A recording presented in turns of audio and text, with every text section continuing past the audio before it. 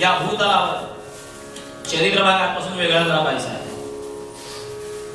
आजपासून जरा चरित्र भाग वेगळा पाहूया, चिंतन करूया. जरा वेगळे विषय आहेत, वेगळी चरित्र आहेत की ज्यांनी जीवनामध्ये सद्गुरूंची कृपा प्राप्त करून गेल्यानंतर काय पराक्रम दाखवला आहे.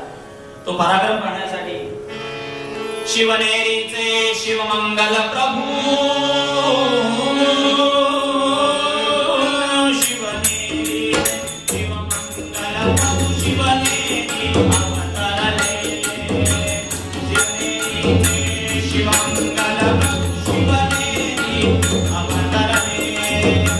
स्वातंत्र्याचे भाव मनोरम, स्वातंत्र्याचे भाव मनोरम, सर्वांच्या मनी उठले रामा सातपुते, राजा राम.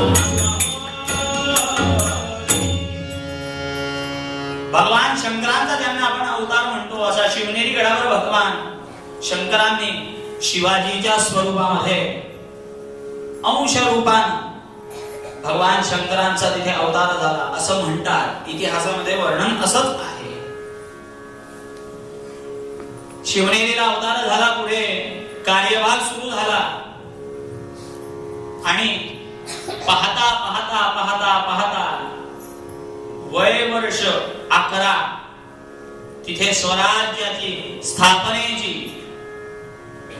संकल्प केला स्थापनेचा आणि पुढच्या कार्यभागाला सुरुवात केली. तो साधारण 8-9 वर्षामध्ये, म्हणजे साधारण 18-19 वर्षाचं वय असेल तोवर एक नाही दोन नाही, परतंत्राच्या हातामध्ये गेलेले, परसत्तेच्या हातामध्ये गेलेले 350 किल्ले या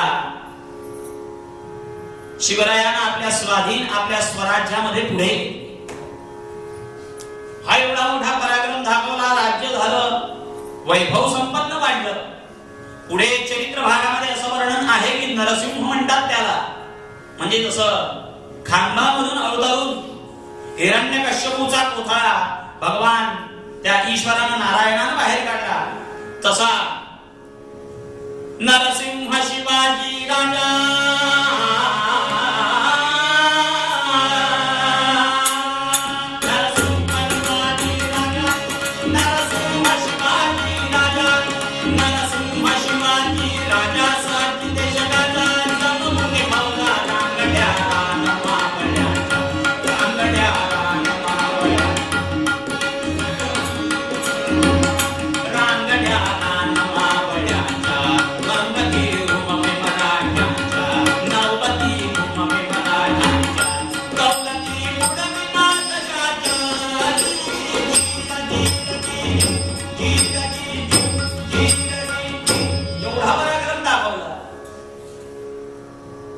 एवढा पराक्रम दाखवला. पण जीवनामध्ये अजून काहीतरी कमी आहे असा कुठेतरी ध्यास लागलेला होता. आणि एवढ्या कालावधीमध्ये ऐसा काही लोटला काळ, ऐसा काही लोटला काळ, महाडग्रामी प्रगटले. ऐसा काही लोटला काळ, महाडग्रामी आले. विश्वेश्वरी विश्वेश्वर मंदिरासी तात्काळ, हरिकथेसी आला. बराच काळ गेल्यानंतर स्वारी प्रतापगडावरून रायगडला आले आणि रायगडाच्या जवळ, अगदी जवळ महाड नावाचं एक गाव होतं. तिथे वीरेश्वराचं मंदिर होतं. त्या वीरेश्वरामध्ये आज संध्याकाळी कीर्तन आहे. शिवाजी फक्त तलवार घेऊन माराकुटी करावा गेलेला होताच, वेळ आली तर शस्त्र हातामध्ये घेतलंच होतं शिवाजी राजांनी. पण परमार्थाची सुद्धा सुरुवात झालेलीच होती. भक्ती मार्गाला लहानपणापासून लागले होते. जिजाऊंनी पाळण्यात ठेवल्यानंतर जो जो रे जो जो फार क्वचित रामायण, महाभारत, भागवत हे सगळे ग्रंथ सांगितले. आणि त्या कालावधीमध्ये असा आपला शिवबा मोठा झाला. महाडग्रामी आज संध्याकाळी कीर्तन आहे, वीरेश्वराला आपल्याला जायचंय म्हणून गावच्या पाट्याला बातमी पोहोचवली की स्वतः शिवाजी महाराज येणार आहेत कीर्तनाला. झालं. आता महाराज येणार आहेत म्हटल्यानंतर त्यांची उच्च बैठक ठेवायला हवी. आणि कीर्तनकारांना सुद्धा बातमी मिळाली की आज शिवाजी महाराज कीर्तनाला स्वतः येणार आहे. उच्च आसनाची व्यवस्था केली होती महाराजांसाठी. महाराज येऊन बसले कीर्तनाला.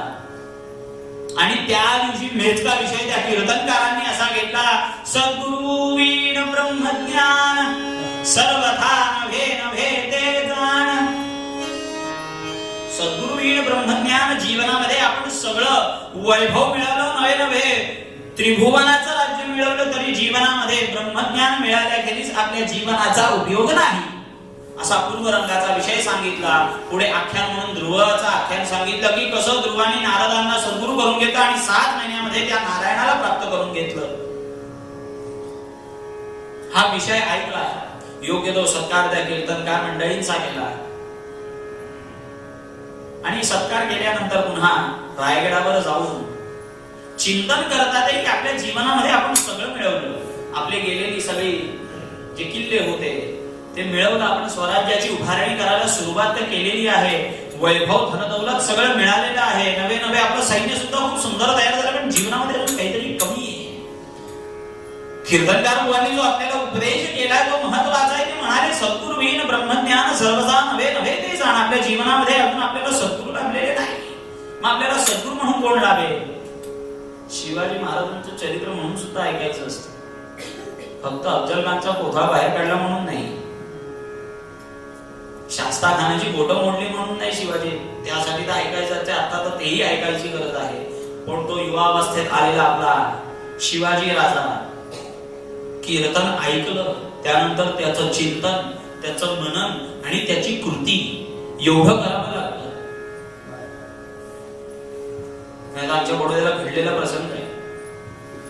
तुम्ही म्हणाल सारखं बडोद्या सांगतात, म्हणतो बडोद्याचंच राहणार आहे म्हणून बडोद्याचं सांगतोय. एक आजीबाई नातू संध्याकाळच्या वेळेला घरी आला आणि आजीला विचारला, आजी कुठे गेली होती? मी कीर्तनाला गेले होते. हो, मग कीर्तनाला काय असतं? नाही, बुवा छान गोष्ट सांगतात. मग आज काय सांगितलं बुवांनी? आजी जरा डोकं खाजवायला लागली. आजी म्हणाली, अरे आज काय ते काय कर्ण अर्जुन श्रीकृष्ण असं काहीतरी चाललं होतं. अरे म्हणे असं काहीतरी चाललं होतं म्हणजे काय? तू कीर्तनाला गेली होती ना? हो. आता मुलं आता हल्ली असे प्रश्न विचारतात, असं अडकीत त्यात आपल्याला पकडून धरतात, शब्दात पकडतात. तो म्हणाला, तू आधी कीर्तनाला गेली होती ना? मग हे काय नक्की कर्ण सांगितलं, अर्जुन सांगितलं का श्रीकृष्ण सांगितलं का आणखी काय वेगळं सांगितलं? नाही म्हणे काय माझ्या लक्षात नाही. मग ऐकू कर तिथे काय माती ऐकायला गेली? ती माती नाही. आजी म्हणाली, माती नाही, तो बुवा खूप चांगला आहे, माझ्या 1000 वाती झाल्या तिथे. छान कीर्तन ऐकायला जायचं. अगदी संध्याकाळी बुवा मी 4 वाजता जातो. 4 ते 5:30 आबा महाराज मठामध्ये कीर्तन असतात. तिथून इथून जरा लांब आहे, तिथे 6 वाजता कीर्तन असतं. पुण्याच्या एक आले आहे आमच्या हरिभक्तीपरायण सौभाग्यवती संध्याताई पोद्दार आलेले आहेत, त्यांची कीर्तन सुरू आहे. तिथे जातो. मग तिथून ते कीर्तन झालं की मग रात्री प्रवचनाला जातो. मग नंतर नाही म्हणे घरी जाऊन झोपून जातो. म्हटलं जीवनात आपल्या पडलं काय? लक्षात घ्या, श्रवण केलेल्याचं मनन, त्याचं चिंतन आणि ते आपल्या कृतीत येणं महत्वाचं आहे. त्यानंतर आपल्या पदरात काहीतरी पडेल. कीर्तन शेकडो ऐकली, प्रवचन भरपूर ऐकली, पण जीवनामध्ये त्याचा उजेड, त्याचा प्रकाश पुढे पडला नाही पडला. म्हणून अजून पुनरपि जननम पुनरपि मरणम फेरा चालूच. समर्थ म्हणतात, गर्भवास पुन्हा येतो आपल्याला सद्गुरूंची जर का आपल्यावर कृपा झाली नाही. न चुके यातायात, मग अशी सांगितलं ना, न चुके यातायात. यातायात म्हणजे हे फेरे सुरूच राहतात, हे कालचक्र सुरूच राहणार. समर्थ शिवराय विचार करत होते की आपल्याला सद्गुरू म्हणून कोण लाभेल? योग्य तो माणूस महाराष्ट्रात कोण आहे? तेवढ्यात तुकाराम महाराजांचं नाव त्या कालावधीमध्ये भरपूर गाजलं होतं. तुकाराम महाराजांना भेटावं म्हणून दुसऱ्या दिवशी पत्र लिहिलं. श्री गुरुराया प्रेमे, श्री गुरुराया प्रेमे सेवावे म्या तुझे सदा चरण. हे कधी ना सोडावे, जोडावे म्यास तुझे सदा चरण. असं पत्र लिहिलं की मला तुम्हाला भेटायचं ते पत्र आणि थोडा त्याच्याबरोबर सत्काराचं थोडं सामग्री घेऊन सैनिकांना पाठवलं. ते तुकाराम महाराजांना येऊन भेटले. तुकाराम महाराजांनी ओळखलं की शिवसैनिक आलेले आहेत. त्यांनी पत्राचा मजकूर वाचला आणि त्यांच्या लक्षात आलं की शिवबांनी आपल्याला कशासाठी बोलवलंय. ते म्हणाले, हे सगळं धन दौलत काय सत्कार म्हणून पाठवलंय ते घेऊन जा परत. त्या काळात तुकाराम महाराजांवर आरोप सुद्धा झाले. काय तुक्याला अक्कल, एवढं गाडं भरून सोनं आलेलं आहे, ठेवून घेतलं असतं तर, अरे तू नाही घेतलं मला दिलं असतं तरी चाललं असतं. आहे आता सगळी अशी वृत्ती आहे, तू खा नाही तर मी तर खायला बसलोच आहे. असो, तुकाराम महाराज म्हणाले मला ह्याची काही गरज नाही. पण तो मजकूर वाचला आणि लक्षात आलं की तुकाराम शिवाजींना आपल्याकडून काय हवंय, शिवांना आपल्याकडून काय अपेक्षा आहे. म्हणून त्यांनी दुसरं पत्र लिहिलं. तुकाराम महाराजांनी त्याच्यामध्ये उल्लेख असा केला की मी तुमच्याच राज्यातला तुमचाच सेवक आहे. मला माझ्याकडे काय तुम्हाला जी अपेक्षा आहे तसं काही माझ्याकडे नाही. तुम्हाला सद्गुरू म्हणून तुम्हाला हा महाराष्ट्राचा स्वराज्याचा प्रपंच करायचा, त्यामध्ये परमार्थाला लागू नका. परमार्थ हा जीवनामध्ये महत्वाचा आहे. तुकाराम महाराजांनी जे सांगितलं ते फार महत्वाचं आहे. ते म्हणतात तुम्ही हा परमार्थ करायचा आहे तो तुम्हाला संपूर्ण स्वराज्याचा करायचा आहे. प्रपंच जो करायचा आहे तो संपूर्ण या स्वराज्याचा करायचा आहे. परमार्थाच्या मागे लागू नका. ज्याला प्रपंच करायचा आहे हा स्वराज्याचा, हे सगळं एवढं सगळं साम्राज्य सांभाळायचं आहे, परमार्थाला लागला तर ते बाजूला राहील. या परसत्तेशी युद्ध कोण करेल, स्वराज्याची राखण कोण करेल. मग प्रपंच सांभाळताना परमार्थ कसा करता येईल ह्याचं योग्य ते मार्गदर्शन एकच माणूस या महाराष्ट्रामध्ये तुम्हाला आता करू शकेल. तो माणूस म्हणजे समर्थ रामदास स्वामी महाराज. समर्थ रामदास स्वामी महाराज, तुम्ही यांना भेटा. यांचं नावलौकिक भरपूर ऐकलेलं आहे. तुम्ही त्यांना भेटा, त्यांची भेट घ्या. ते तुम्हाला काही योग्य ते मार्गदर्शन करतील आणि तुमच्या सद्गुरुपदासाठी मी योग्य नाही. तुकाराम महाराजांनी स्पष्ट सांगितलं की तुमच्या सद्गुरुपदासाठी मी योग्य नाही. तुमच्या सद्गुरूच्या पदासाठी योग्य माणूस तो फक्त समर्थ रामदास स्वामी महाराज. ते पत्र घेऊन सेवक शिवाजी महाराजांकडे आला.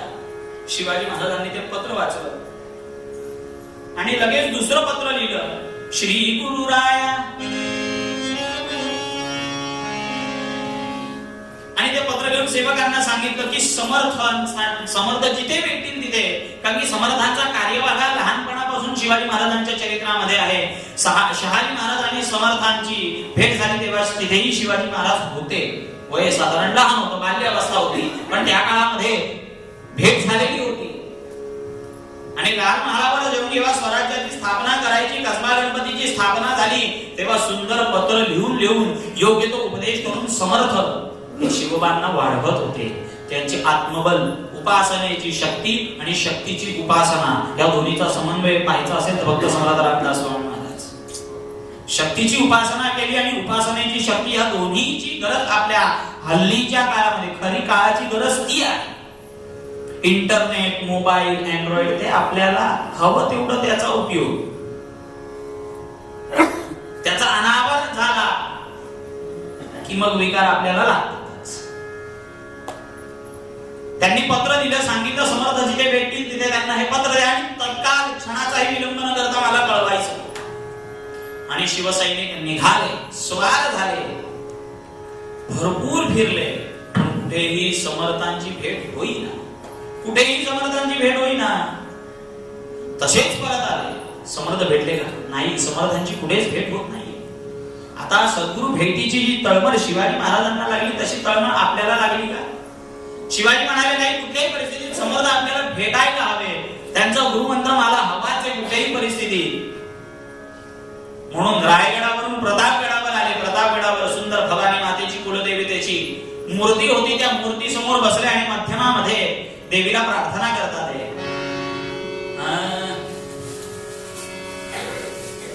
मध्यम म्हणजे सांगितलेल्या हंगास होते ना, तुम्ही म्हणाल मध्यम हा काय नवीन प्रकार. मध्यमामध्ये देवी समोर बसले आणि देवीला प्रार्थना करते. अंबे तुला विनवितो, अंबे तुला विनवितो, शिव खूप शरण तुझे तो.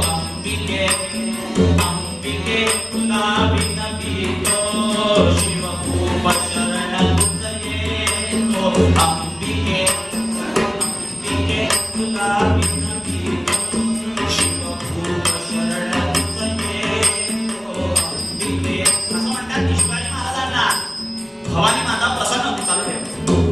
शिवाजी महाराजांना आणि भवानी माता प्रसन्न होती. संचार होत असत आणि संचार झाल्यानंतर शिवाजी महाराज जे बोलायचे ते सेवक मंडळी लिहून घ्यायचे आणि त्यानंतर मग त्याचं अनुकरण शिवाजी महाराज करायचे. शिवभूप शरण तुझ येतो अंबिके.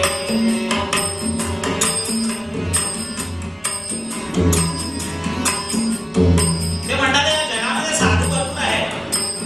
साधू बहुतची असती साधू बहुतची असती. साधू बहुत आहेत या भूतलावर. बनिते कार्य साधू असती अंबिके अंबिके तुला विनवितो शिवभूप शरण तुझ येतो अंबिके. या भूतलावर साधू मंडळी भरपूर आहेत पण ते सगळे कार्य साधू आहेत. मला योग्य ते मार्गदर्शन हवं आहे. मग ते प्रार्थना करून या त्वरित प्रार्थना करून या त्वरित विनमुनी त्वरित विनविनी त्वरित अंबिकेला अंबिकेला. प्रार्थना केली देवी आता तुझा तरी कुंभवृष्टी होऊ दे. प्रार्थना करून या त्वरित विनमुनी त्वरित. प्रार्थना केली की देवी तुझी कृपा होऊ दे माझ्यावर. तुकाराम महाराजांनी तर मला मार्गदर्शन दिले पण आता खरी तुझी कृपेची वाट पाहतोय. तू काहीतरी मार्गदर्शन दाखव. माझे सैनिक जाऊन आले पण पुढे समर्थांची भेट घडत नाही. काय करावं? त्यांची ओळख कशी पटावी? काय करावं? लहानपणी पाहिलं होतं पण आता तो चेहरा आठवतो का? नाही आठवत. काल पाहिलेलं विसरून जातो. कालचं पाहिलेलं आपल्याला आठवत नाही. शिवाजी महाराज म्हणाले लहानपणी पाहिलेलं कसं आठवणार?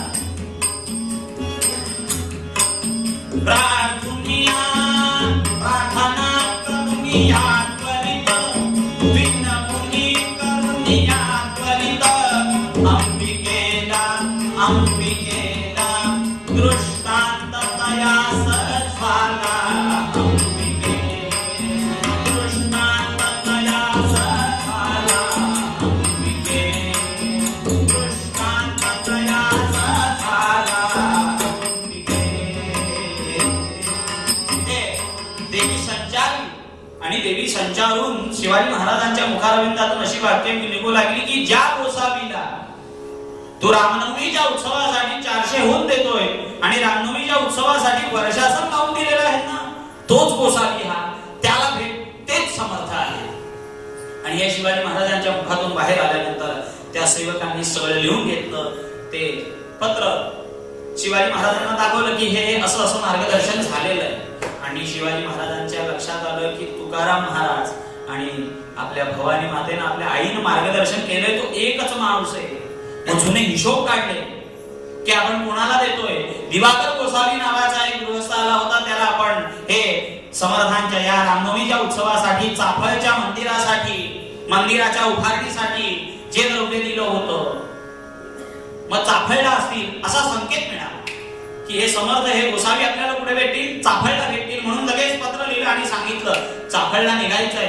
लगेच सगळे घोडेस्वार घेऊन स्वारी चाफळला येऊन पोहोचली न कळवता. हालाकी शिवाजी महाराज कळवून जात असत पण नाही. आज स्वारी त्वरित येऊन पोहोचली. दिवाकर गोसावी पुढे आले. आज कसं काय येणं केलं महाराज? समर्थ आहेत काय? ते समर्थ आहेत का? नाही. आताच पुढच्या गावाला गेले. आताच पुढच्या गावाला गेले. बरं कुठल्या गावाला गेले? गावाचं नाव कळलं. गावाचं नाव चरित्रामध्ये पुढे अवेलेबल नाही. पुढच्या गावाला गेले. म्हणून सगळा लवाजम घेऊन शिवाजी महाराज पुढच्या गावाला. तिथे विचारलं समर्थ आलेत ना? आताच पुढच्या गावाला गेले. सगळा लवाजम घेऊन पुढच्या गावाला. आज समर्थ आले ना? हो मगाशी आम्ही त्यांना पाहिलं होतं पण आताच पुढच्या गावाला गेले असा निरोप मिळाला. पाहता पाहता पाहता संध्याकाळ झाली पण समर्थांची भेट होईना. हेच चक्र फिरत आहे की पुढच्या गावाला गेले पुढच्या गावाला गेले पुढच्या गावाला गेले पण आज काही समर्थांची भेट होईना. म्हणून चाफळच्या मंदिरामध्ये आले, रामासमोर बसले आणि संकल्प केला की जिथपर्यंत समर्थांची भेट होत नाही, जिथपर्यंत समर्थांची भेट होत नाही तिथपर्यंत अन्न पाणी काहीही ग्रहण करणार नाही. असा संकल्प घेतला की अन्न पाणी ग्रहण करणार नाही. आणि देवाला प्रार्थना करतात, देवाला प्रार्थना करतात की देवा एवढा माझ्यावर का कोपलास? मी फिरतोय ना. देवीला प्रार्थना केली, देवीने मार्गदर्शन केलं. तुकाराम महाराजांनी मार्गदर्शन केलं की समर्थ हे तुझे सद्गुरू म्हणून लायक आहे, योग्य माणूस तोच आहे, योग्य व्यक्ती तीच आहे. मग त्या दृष्टीने पाऊल वाट चालतोय, पण समर्थांची आज असता काय भेट झालेली नाहीये. का माझ्या हातून काही चूक झाली का? हा, काय झालंय? काय एवढा कोपायमान का झालाय परमात्मा माझ्यावर? म्हणून त्याची प्रार्थना करतात की मला त्वरित सद्गुरूंची भेट करून दे. 7:25 झाले, त्वरित सद्गुरूंची भेट होऊन दे. काय करावं? म्हणून देवाला प्रार्थना करतात, माझवरती गुरु कोपला,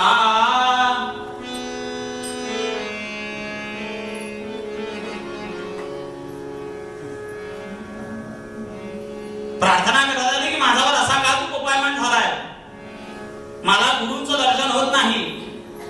दर्शन नाही मजला आता गुरु कोपला, दर्शन नाही मजला आता गुरु कोपला. परवशता पाश दैवेत्याच्या, दर्शन नाही मजला आता गुरु कोपला. देवाला प्रार्थना करतात की माझ्यावर एवढा का कोपायमान झाला, मला गुरूचं दर्शन होत नाही. असं माझ्या हातून मला माहिती की मी पापी आहे. पापी मी बहुतची आहे, पापी मी बहुतची आहे, सदैव भय पाहे गुरु कोपला. दर्शन नाही मजला आता गुरु कोपला. मी पापी आहे, मला माहिती आहे, पण एवढं कोपायमान व्हायचं की मला दर्शन होत नाही. मी प्रयत्न कमी करतोय ना. आणि जर का असाच कोपायमान व्हायचं असेल तर आज जो मला कोण सांगून देतो, जीवन नको मजला हे आता, जीवन नको मजला आता, जीवन नको मजला आता. जर का मला सद्गुरूंची कृपा होणारच नसेल, तुझी तशी इच्छा असेल तर मला हा जीवन नकोय, हे जीवन मी आता संपवून टाकतो. असाही संकल्प घेतलेला आहे की मला सद्गुरूंची भेट झाल्याशिवाय मी अन्न पाणी ग्रहण करणार नाहीये. जीवन नको मजला आता, संकल्पची केला आता गुरु कोपला. दर्शन नाही मजला आता गुरु कोपला, दर्शन नाही मजला आता गुरु कोपला, गुरु कोपला. अशी काय एवढं कोपायमान झाला की मला सद्गुरूंचं दर्शन होत नाही, होत नाही. आणि अशीच प्रार्थना करत असताना झोप लागली. आणि रात्र उलटून गेली. पहाटेच्या समयाला एक स्वप्न असं पडलं शिवाजी महाराजांना की एक कोणीतरी गोसावी, सुदृढ शरीर आहे, नाभीपर्यंत दाढी वाढलेली आहे आणि मुखामध्ये रामनाम आहे, असा गोसावी मला येऊन भेटला. स्वप्नामध्ये त्याला उठून दर्शन घेतलं, पाया पडले, साष्टांग नमस्कार घातला आणि प्रसाद म्हणून तो नारळ दिला. तो नारळ घेतला आणि तेवढ्यात शिवाजी महाराजांना जाग आली. पण स्वप्नातून जागे झाल्यानंतर तिथे कोणी नाही. पण तो स्वप्नामध्ये मिळालेला प्रसाद रूप नारळ आपल्या बाजूला पडला आहे.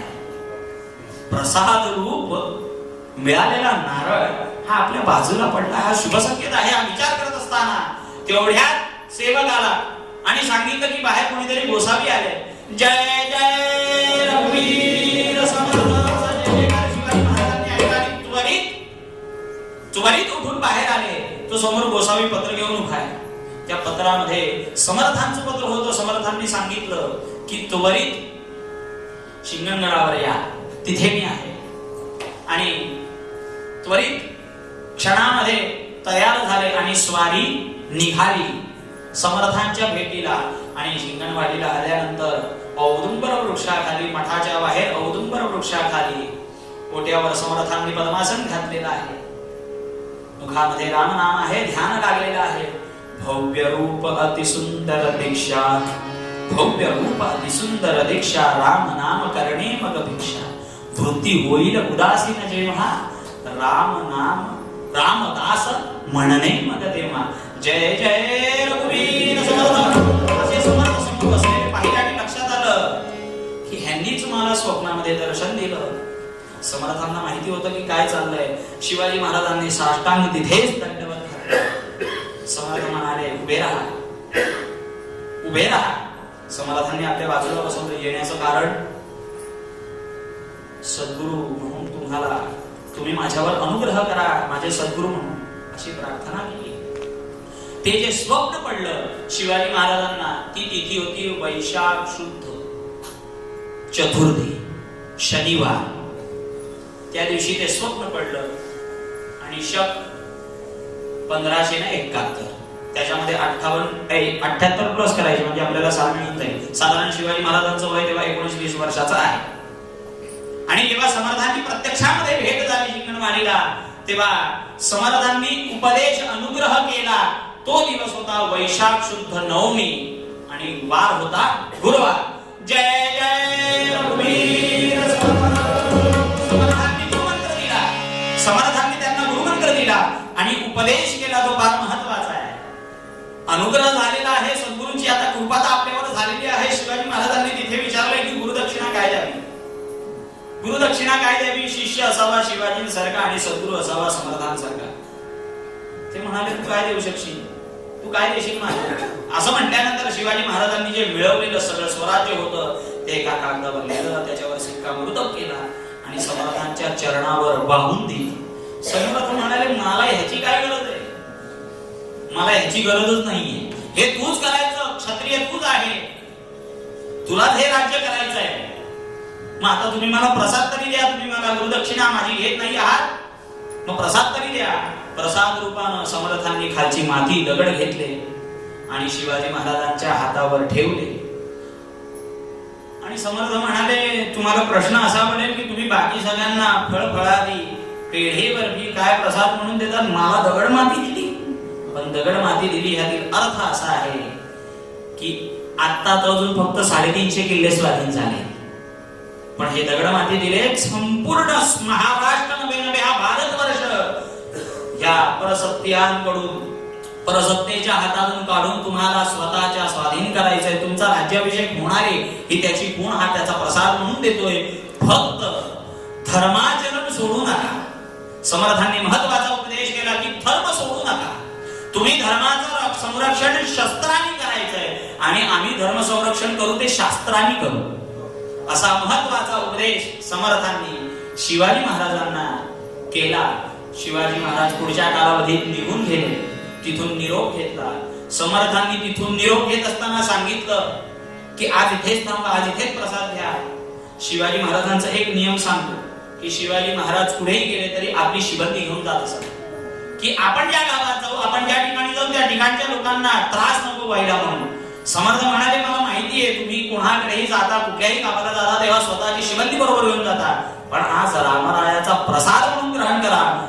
म्हणून कल्याण स्वामींना आज्ञा केली की सगळ्यांच्या प्रसादाची व्यवस्था करा. त्या दिवशी शिवाजी महाराज तिथेच राहिले आणि दुसऱ्या दिवशी निरोप घेत असताना स्वतःच्या हस्तलिखित एक दासबोधाची प्रसाद म्हणून त्यांच्या हातात ठेवली आणि सांगितलं, ह्याचं मनन वाचन चिंतन करा.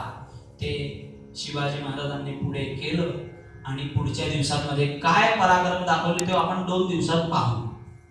उद्या आणि परवा नंतर वेगळं चरित्र घेऊ.